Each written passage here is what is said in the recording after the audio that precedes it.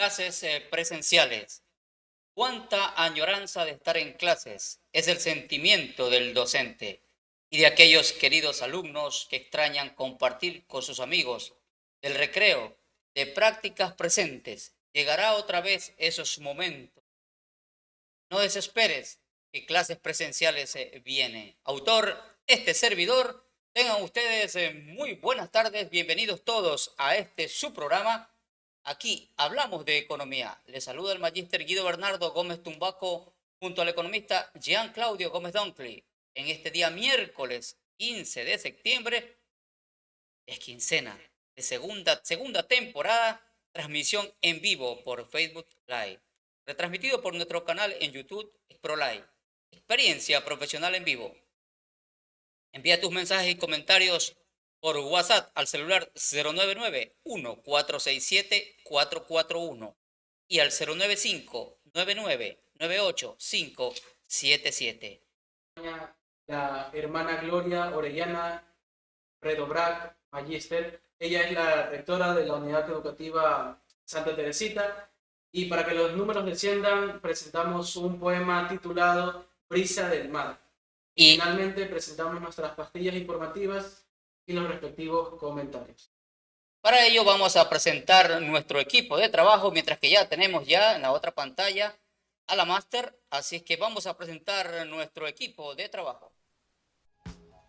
Aquí hablamos de economía, un programa dedicado al ámbito financiero, contable, tributario, legal y de opinión profesional. Aquí hablamos de economía, busca ser partícipe a toda la comunidad en el ámbito cantonal, provincial, nacional e internacional, con información veraz y oportuna, sin demagogia, sino buscando siempre la verdad económica de tu negocio, empresa o entidad estatal. Aquí hablamos de economía, donde su opinión es importante. Escúchenos lunes, miércoles y viernes de 5 a 6 de la tarde, bajo la conducción del ingeniero magíster Guido Gómez Tumbaco y el economista Jean Gómez Doncli por su canal ExProLife, experiencia profesional en vivo. Ya de retorno y un saludo cordial para la hermana Gloria Orellana Redroban, magíster rectora de la Unidad Educativa, Santa Teresita. Cordiales saludos y muchas gracias por atender nuestra invitación, hermana. Saludos de paz y bien, mi estimado magíster Guido. Agradecido también por este espacio que nos brindan a nosotros para poder hablar acerca de temas educativos. Ok, realmente esta pandemia nos ha creado un cambio en todos los aspectos. A nivel del sistema virtual, ¿qué procesos usted le tocó innovar? ¿Qué tecnología? ¿Cómo tomaron esa iniciativa en vista de que todo lo que es presencial en ese momento se terminó? Bueno, empecé diciendo que para nosotros fue un cambio radical de algo que no teníamos nunca preparado ni esperado, brindar una educación virtual. De repente todo se cerró, todo confinó y con las manos cruzadas sin saber nada. Ya estábamos a próximos días de iniciar unas clases según cronograma de actividades y ya a días de que el personal docente se integrara a trabajar y no teníamos nada. Así es que algo yo había escuchado de Zoom, pero no sabía nada. Así es que rápido, pues con nuestro técnico, el ingeniero, sabe que ayúdenos, ¿qué podemos hacer? Capacítenos primero a nosotros para luego poder hablar con el personal docente. Entonces me dijo, hermana, nosotros tenemos unas licencias compradas. Hicimos una inversión grande el año pasado, compramos las licencias de Google for Education. Entonces esa herramienta nos va a servir para trabajar. Pero capacítenos, háblenos, díganos. Entonces, bueno, una noche fue de primeramente capacitar al rectorado y vicerrectorado para uno saber de qué idioma estábamos hablando. Y bueno, y lógicamente ya teníamos la idea, el otro día convocar personal docente, vamos a trabajar, pero nadie sabía ni cómo manejarla. La primera reunión, todo el mundo fue un caos porque nadie sabía ni apagar el micrófono, ni prender, ni nada. Se escuchaba todos los ruidos. Claro. Desde allí, nosotros empezar desde allí porque nunca habíamos asistido a una clase virtual, una conversación, una videollamada más que por WhatsApp o las otras que uno lo hace, pero nunca para una herramienta educativa. Realmente fue un trabajo bien arduo, bien duro. Primeramente aprender nosotros como directivos, luego capacitar a todo el personal docente para que vaya un poco insertándose en esta nueva modalidad de educación. Y luego, lógicamente, ya fuimos con los padres de familia también un poco induciendo, dándoles la seguridad a ellos, porque el padre de familia también estaba en un estrés, en una angustia que no sabía cómo iniciar el año lectivo, que nos presionaban. ¿Cómo van a trabajar Santa Teresita? Díganos, pero nosotros no podíamos de esta manera porque primeramente necesitábamos estar bien seguros de lo que tenemos y lo que íbamos a hacer. Fue una experiencia bastante bonita, llamémosle angustiosa, pero al final de todo pues vemos que todo sale adelante, que con la gracia de Dios los caminos se van abriendo y se logra dar una educación de calidad también en esta modalidad. Respecto al proceso y la afectación económica, porque una cuestión es la estructura, ¿verdad? Del software, del hardware, el soporte online, el soporte de la herramienta virtual, como usted menciona, que eso le salvó, llamemos así, por haber obtenido, ¿no? En su tiempo atrás. A nivel económico, la afectación económica que al ser una entidad particular sufre, es decir, toda entidad y todo negocio, toda empresa sufre a nivel económico bajo esta pandemia. La afectación económica para la unidad educativa Santa Teresita, hermana. Sí, a nivel mundial y nacional, la educación particular sufrió bastante económicamente, puesto que nosotros dependemos de las pensiones de los padres de familia y muchos padres de familia fueron despedidos de sus trabajos. Ya no tenían cómo financiar una educación particular de sus hijos. Sufrimos bastantes, sí. En nuestro caso nos disminuyó el año pasado un 25%. Gracias a Dios tuvimos el 75% porque otros colegios no llegaban ni al 50 ni al 40%.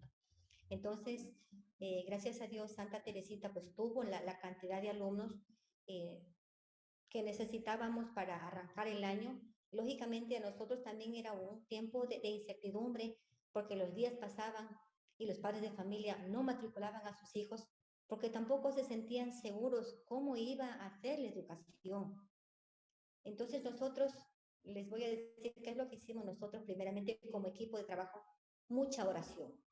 Primeramente para que el Señor eh, no les falte a cada familia lo necesario, que el trabajito que lo tengan sea remunerado en el tiempo que sea. Y orando para que los padres de familia primeramente se sientan con esa tranquilidad, sientan con esa paz, esa confianza, que nada es eterno, ¿no? Que igual que juntos íbamos a salir adelante de esta crisis. Y luego, a fruto de oración, pues los padres de familia bueno, fueron matriculándose, Poco a matriculándose, poco. matriculándose, hasta que llegamos a obtener el 75% de estudiantes con relación al 19-20. Ya, o sea, quedaron con el 75% respecto al 100% del periodo anterior, es decir, 25% de alumnos que estuvieron en su periodo anterior y en la unidad educativa no pudieron ingresar por el asunto económico. Así es, no pudieron estudiar. Algunos se fueron al fiscal, la mayoría fue al sistema fiscal, unos cuantos se quedaron sin educación, que daba mucha pena. El padre de familia no lo puso a estudiar, pese a que le decía, mire papito, póngale un fiscal para que el estudiante no pierda el año, no se descontinúe, pero bueno, sí hubo unos cuantos que ese año no estudiaron. ¿Ya? También por la situación económica que les afectó y les golpeó muchísimo, muchos padres de familia. Economista. Buenas tardes. Me surge una pregunta respecto al manejo de las plataformas, como mencionó en su primera intervención. Quisiera saber cuáles son esos espacios virtuales, ese grupo de plataformas con las que la unidad Santa Teresita está trabajando con los estudiantes. Al momento utilizamos la plataforma de Workspace con el Classroom. el Classroom es una herramienta bastante importante, la que nos ha servido para poder brindar la educación a los estudiantes. Y lo hacemos por Google Meet, las videoconferencias. Como tenemos licencias compradas, entonces eso tenemos full recursos ya propios, ¿no? Igual tenemos el circuito corporativo con los correos electrónicos institucionales, de tal manera que brindamos también seguridad a los padres de familia que ninguno se puede infiltrar en la clase, están solamente los estudiantes que deben estar. Por ahí iba la pregunta, señor economista, también, por ese asunto de infiltración, que cuando los eventos y todos había esta herramienta del Zoom, parecían estudiantes, pues, que no debían estar en la clase hablando cosas que no eran. Hubo un caso en Quito, recuerdo. Entonces, toda esa situación también había que cuidarse, ¿verdad, economista? Adicional a eso, quisiera saber hacerle una pregunta respecto a las perspectivas en el campo educativo. Por ejemplo, ¿es necesario replantearse el proceso de la creación de la malla curricular en pro de crear un nuevo profesional preparado para las circunstancias que se están presentando en torno a la pandemia? En el futuro, por ejemplo, que se vayan tecnificando o especializando ciertas materias, digamos, electrónica, mecatrónica, eh, manejo virtual, sistemas, software, dentro del ámbito educativo. Es decir, que no esperemos que los estudiantes lleguen a la universidad para recién ver este tipo de materias relacionadas a este ámbito o a esta carrera, sino que ya desde las unidades educativas, desde los colegios, vayan preparados. Efectivamente, hasta hace unos años atrás, dentro de la malla curricular había la materia optativa que era de computación, pero ya hace unos cuantos años atrás ya lo retiraron. Nosotros como institución educativa sí dábamos computación y eso es lo que nos ayudó para que los estudiantes ya tengan algunas bases para poder conectarse a las clases, poder hacer un Word, poder hacer unas diapositivas. Entonces, para el estudiante nuestro ya no le fue tan complicado unirse a esas clases. Lo que sí, claro, lógicamente que el ministerio pues debería replantearse poner esas asignaturas que son muy importantes, porque todos los analistas dicen que ya la educación pues ya no va a ser como antes, ya no, volver a esa educación que teníamos antes ya no volverá. Bueno, ¿qué modelos implantarán? Pues igual debemos cada uno estar un poco preparados para asumir el nuevo reto. Estamos dialogando en entrevista con la magíster hermana Gloria Orellana Redrobán, rectora de la Unidad Educativa Santa Teresita, aquí en su programa que hablamos de economía por ECPROLAI, Experiencia Profesional en Vivo. En respecto, hermana, al asunto del docente, porque ese también es otro campo. Los compañeros que día a día también se preparaban en pedagogía para dar sus clases presenciales al volverlas virtual. ¿Qué situación tuvo con los docentes? Para los docentes también les resultó demasiado complicado. Recuerden que en la unidad educativa tenemos diferentes edades. A los más jovencitos quizás no les costó mucho entrar en el sistema educativo virtual, no así a las personas ya mayores que tenían mayor complicación desde el uso de una computadora con mayor agilidad. Sí les costó bastante. Incluso ellos, aparte de las capacitaciones que dábamos como comunidad educativa, ellos buscaron otros cursos, o al principio pagaron también ahí que alguien esté tras la máquina diciendo que haga, como haga para poder quedar bien a los estudiantes, hasta que ellos puedan coger el ritmo de enseñanza mediante esta modalidad. Sí les costó bastante. Es decir, mire, realmente una situación también que viven los docentes, ¿no? Estar enseñados a ir a la unidad educativa, a dar su clase, su cátedra. Otra cosa es, en cambio, que en una esquina, en un subcomedor, en el cuarto, en el jardín, donde sea, tenían que crear ahora su aula virtual. Igual que los estudiantes, hermano. Así es, todo el mundo tuvimos que convertir nuestra casa en una institución educativa. Cada uno buscando el lugar, recordarán al principio, igual que cada uno ponía las cámaras donde quiera, se miraba todo lo que pasaba y lo que hacían dentro. Desde corregir estas pequeñas cosas, no, busque una pared, póngase en su computador, punto la pared para que nadie se cruce. Igual también el silencio que necesita cada uno, ¿no? el Claro. gallo de la vecina, el perro de la vecina que incomoda al docente que da clases. Son cositas que luego, pues poco a poco ya fueron viendo la necesidad de ver sus auriculares, buscarse otras herramientas para que le ayuden a dar la clase de la mejor manera a los estudiantes. Claro, ha habido muchos eventos en ese sentido, mi estimado economista. Retomo el tema de la planificación del docente frente a esta situación. Es importante recalcar que el docente juega un papel muy importante a la hora de presentar todos los materiales y de compartir la planificación al momento de impartir alguna materia. Entonces, ha existido a nivel general, porque esto depende mucho de cada uno de los docentes y depende bastante del tipo de materia a cual nos estemos refiriendo, ha cambiado la planificación del docente respecto, es decir, la estructura de la clase frente a la situación de la aula virtual. Es decir, antes se tenía 1 hora para impartir la clase, 20 Clase minutos normal. un taller, y ahora quizás 20 minutos la clase, 30 minutos un taller y el resto para hacer una lectura comprensiva, etcétera. O sea, se sigue manteniendo la misma estructura, el mismo esquema del docente al momento de impartir la cátedra, o ha cambiado en algo? La estructura se mantiene. La estructura se mantiene igual con motivación, con lectura, y luego el pequeño taller que lo hacen también, la retroalimentación que tiene que hacer el docente, se mantiene. Ya, Lo que sí que cada docente tuvo que buscar nuevas estrategias, supongamos en el campo matemáticos, no podían dar las clases en una forma virtual. Unos habitaban con el pizarrón, otros en la pizarra mismo que da el mismo taller en plataforma, pero los números salían chuecos, las líneas no tan buenas. Pero bueno, así es que hoy en cambio ya cada maestro pues específicamente de matemáticas y otras áreas se consiguieron sus propias tabletas que ahí se les facilita de una más Claro. ágil dar matemáticas, física.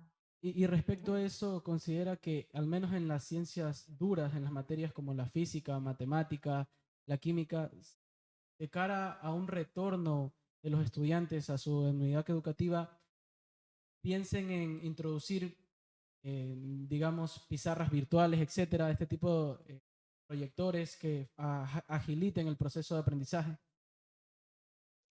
Y nosotros sí contamos con proyectores en cada aula.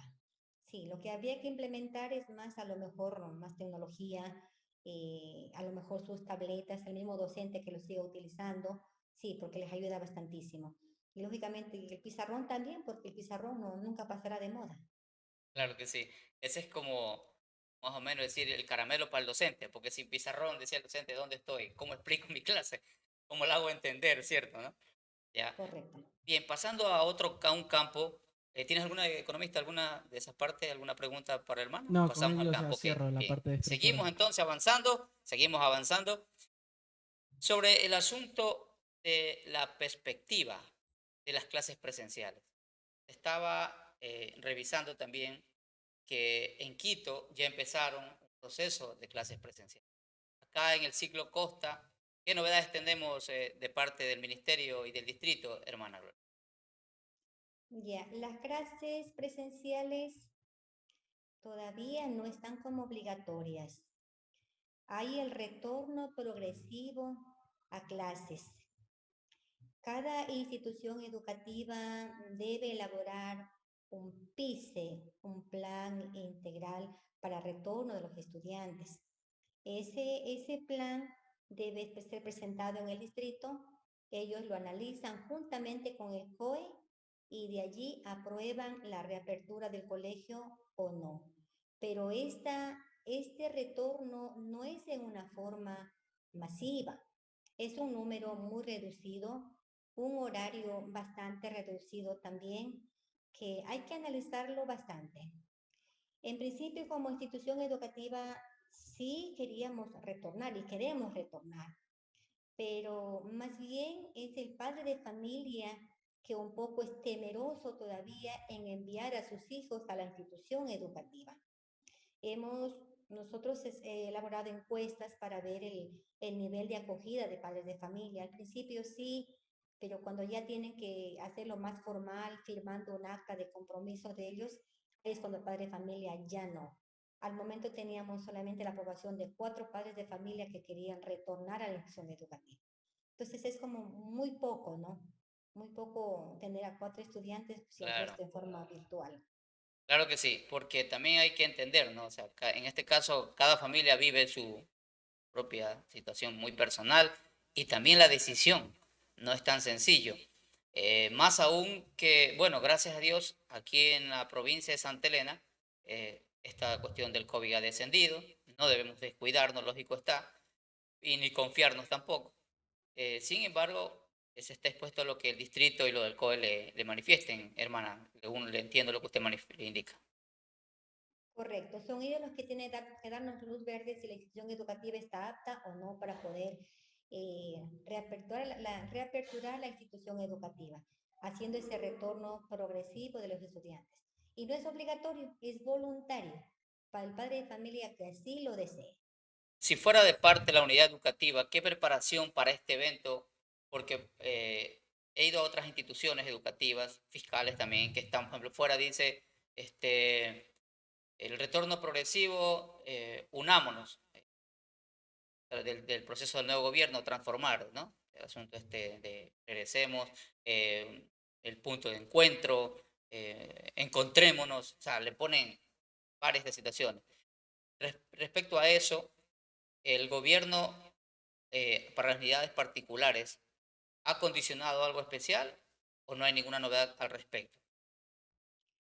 Que tengamos con todas las medidas de seguridad, que tengamos todos los protocolos, todas las señaléticas, todo el mobiliario óptimo, con todas los distanciamientos, lógicamente. Ahí, Esos son los que nos pide el COE y el ministerio. ahí viene una pregunta. Efectivamente, se entiende por distanciamiento que nos obligan a estar de entre 2 metros de cada estudiante, de cada persona. Si Correcto. un aula entonces no, ya no podrían caber la cantidad de alumnos que tenía en ese sentido, ¿verdad? Eso es un poco también difícil de llevar. Claro, si antes teníamos 35 estudiantes, hoy a lo mejor cada aula sería de 15. Claro, claro, para poder llegar y también tener el visto bueno en ese sentido, ¿no? Pero Correcto, sí, sí. bueno, en esa parte la unidad educativa está pendiente a la autoridad. O sea, si la autoridad dice, comiencen, el Santa Teresita estaría listo para empezar a ese retorno, hermana.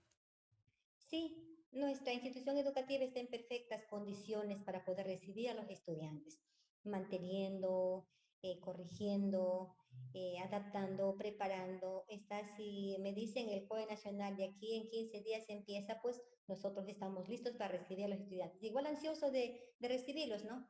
Porque los estudiantes son la alegría que dan a la institución educativa, son esa vida, esa energía que transmiten a los adultos.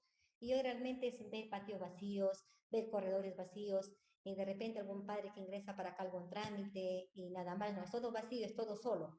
Entonces sí, también nos hace falta a los estudiantes, esperándoles también a ellos con todo ese amor y esa energía para volver a empezar y tener la oportunidad de tenerlos a ellos acá. Mamita. Respecto al retorno de los estudiantes a las clases, ¿puede explicarnos un poco brevemente o a grandes rasgos, más o menos cómo sería ese retorno? Claro, como usted menciona, va a ser de manera parcial, ya, pero lo que quiero saber es, por ejemplo, van a ser por días, los días lunes, miércoles y viernes, que puedan ingresar los estudiantes de clase presencial. Solo se va a hacer una jornada, es decir, únicamente de mañana. Pues la clase que se va a transmitir en ese momento, perdón, que se va a dar en ese momento, va a ser retransmitida para que el estudiante que no asista a clases pueda verlo a través de la aula virtual o más o menos ese proceso. Sí, está canalizado que los estudiantes que vienen acá no vienen una jornada completa de clases. Ellos vendrían a lo mejor unas 2 horas máximo a clases y tampoco no todos los días, sino 2 o 3 días a la semana.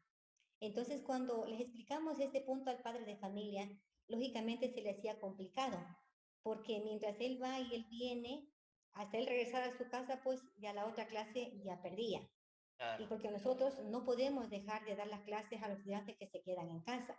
Nuestro horario virtual sigue, pero sí un poco se perjudicaría el estudiante que viene presencial. Gana, sí, porque se tiene el contacto con sus compañeritos, con los docentes, con las autoridades perfectamente, a lo mejor una clase más didáctica entre presencial, pero en cambio perdería las otras clases hasta ir a su casa y conectarse nuevamente a la siguiente hora que tiene. Ese es un poquito el desfase que yo le veo, ¿no? En esta modalidad. Claro, es complicado, ¿no? Es complicado, economista. Me hicieron una consulta respecto a la entrevista que habíamos anticipado sobre quizás exista un proceso de selección, es decir, el hecho que se retorne a clase los estudiantes, digamos, ya hay una cantidad considerable de estudiantes que están ingresando a las aulas de manera física. Aquellos que no tienen esa facilidad para retornar o aquellos que no tienen esa disponibilidad de acceder al aula virtual, ¿cómo van a hacer con ese grupo que no puede retornar a clases? Por eso me hacían esa especie de consulta. Si hay un proceso de selección, y esto va relacionado con el aspecto del distanciamiento, ya que a lo mejor quieren ingresar de nuevo los 40 estudiantes a las distintas aulas, pero solo tiene la capacidad de albergar a 20 estudiantes. Entonces, habrá un proceso de selección, se hará una especie de rezago a los estudiantes, etcétera. Ya. Ahora, si quisieran retornar el 100% de los estudiantes, ahí como institución educativa tendríamos que abrir doble jornada, mañana y tarde, porque mientras no esté vacunado todo el rebaño, imposible meter a 40 estudiantes dentro de un aula. De ley tendríamos que hacer doble jornada y así igual hacer un estudio, quienes vienen en la mañana y quienes vienen en la tarde. Ahora, si es que hay este espacio del retorno progresivo, lógicamente la educación no para. Damos tanto presencial como virtual a la vez, Y así para que debería, nadie se quede sin ese sistema. claro, así también les creo que les va a tocar, por eso que usted mencionaba antes, igual nosotros también que hacemos cátedra virtual, que damos tutorías, consideramos que ya la parte virtual vino para quedarse. Entonces había que ya ahora planificarla dentro de los dos segmentos, tanto presencial como virtual. Pasando a otro punto, rápidamente, hermana, sobre el proceso transformar de los alumnos que están en tercero de bachillerato. Entidades educativas planifican, organizan, eh, cogen los 3 últimos meses, 4 meses para poder cambiar el diseño. Antes se llamaba el examen ser bachiller, ahora es transformar. ¿Qué procesos ustedes como entidad educativa están llevando a cabo para que los estudiantes que están en tercer bachillerato obtengan una mejor calificación, lógico está, y puedan también rendir ese examen?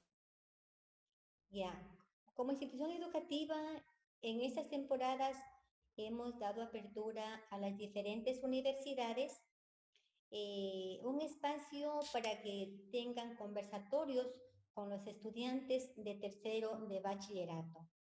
Vayan indicándoles primeramente las carreras que ofertan y qué posibilidades tienen para poder ingresar. Y hay algunas universidades también que están presentando ya sus Fuerte. centros también de capacitación, ¿no? Entonces, eso, bueno, queda a libertad de cada estudiante. Ahora, como nosotros como institución educativa, lógicamente, ya los 2 últimos meses o los 3 últimos meses, nosotros preparamos al estudiante.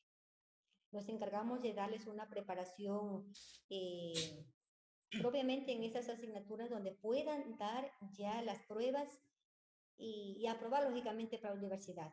Como misión educativa, esa es nuestra responsabilidad.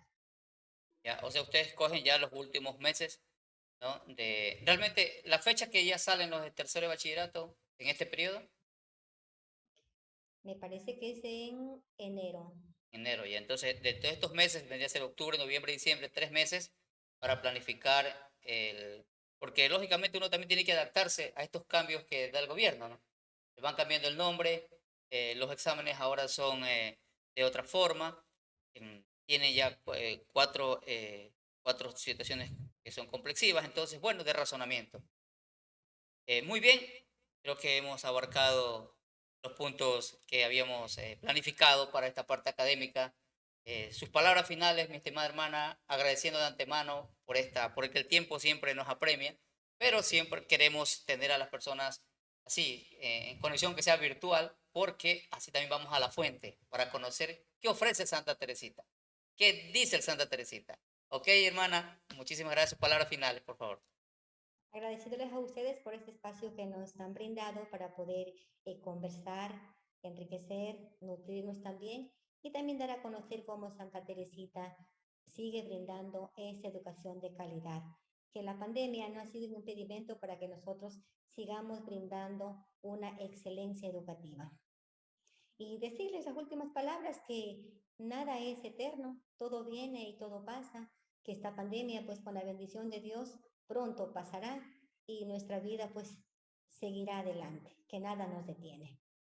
Muchas gracias, la hermana Gloria Orellana, magíster, rectora de la Unidad Educativa Santa Teresita, en nuestro programa Aquí Hablamos de Economía, por su canal ECPROLAI, Experiencia Profesional en Vivo. Muchas gracias, hermana, y seguro que tendremos una próxima oportunidad para conversar de estos temas que también nos encanta, como es la educación y la parte pedagógica. Que tenga usted una linda tarde. Muy buenas tardes. Cuando requiera asesoría profesional, no dude más. Con Compu ofrece servicios de contabilidad, auditoría interna y externa, Capacitación y tutorías. trámites en la Superintendencia de Compañías, Superintendencia de Bancos. IES, Servicio de Rentas Internas. proyectos de desarrollo empresarial y consultorías. Contamos con una vasta experiencia profesional. Estamos ubicados en el Cantón La Libertad, barrio San Francisco, avenida 9 y calle 11. Teléfonos 2781-871, 099-1467-441 y 099-4465-263. Mails guidogomez1970@hotmail.com y mdonclit1406@hotmail.com. Horario de atención, de lunes a viernes de 8 horas 30 a 13 horas y de 14 horas 30 a 18 horas. Con los profesionales, licenciada contadora pública auditora Mariana Doncli de Gómez y el magíster contador público auditor Guido Gómez Tumbaco. Con Compu, a la vanguardia de la excelencia contable y tributaria.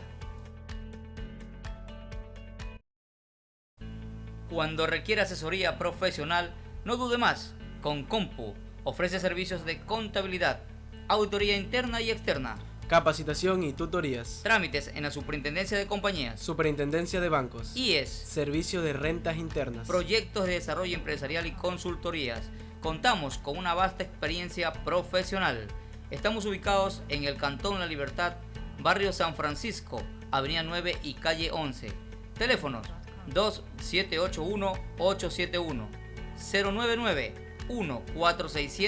099-1467-441 y 099-4465-263.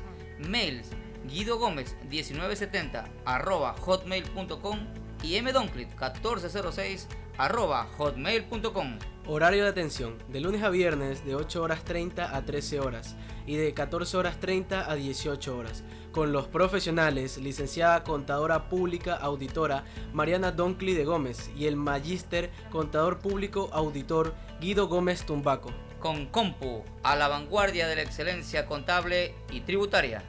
Papis, Bazar Papelería Isabel pone a su disposición gran variedad de productos en diferentes líneas, todo lo relacionado a bazar.